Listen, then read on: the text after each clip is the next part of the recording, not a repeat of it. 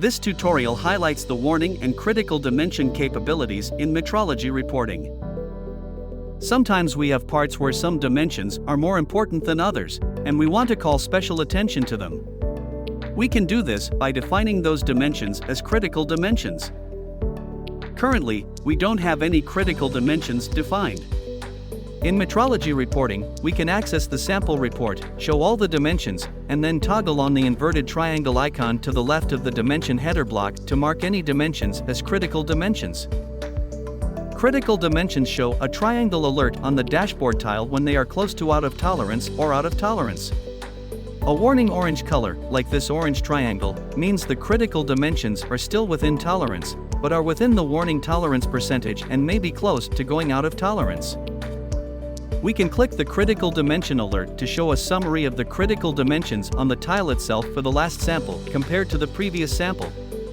We can then click the View Latest Sample Report link to open that sample in the interactive report with the critical dimension filter applied.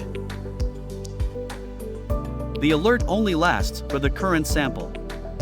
If a new sample is measured and the critical dimension data look good, as happened here, the alert disappears from the tile. A red-colored triangle alert means one of the critical dimensions is out of tolerance. Sometimes it's helpful to dismiss these alerts if we're already aware of the issue and don't want to be notified anymore. We can do this by clicking the arrow on the alert and typing a number of samples to snooze. This clears the alert, and if there is still a problem, the alert returns only after the specified number of samples have been measured. Snoozed alerts are shown in a ghosted gray color on the tile with the number of samples remaining to be measured. Critical dimensions are also shown at the top of the measurement summary screen. We can filter reports to show only the critical dimensions. When we use the critical dimensions filter, it also affects the dimensions contained in the dimension results pane on the left of the CAD report as well as the information in the sample report.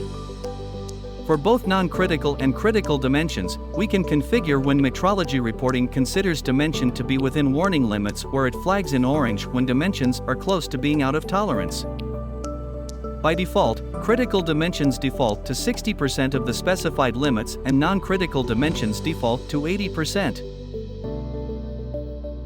The warning status is shown on various charts and reports throughout metrology reporting, such as the part sample report, the dimension summary area of various reports, the part tile, and the parts dashboard.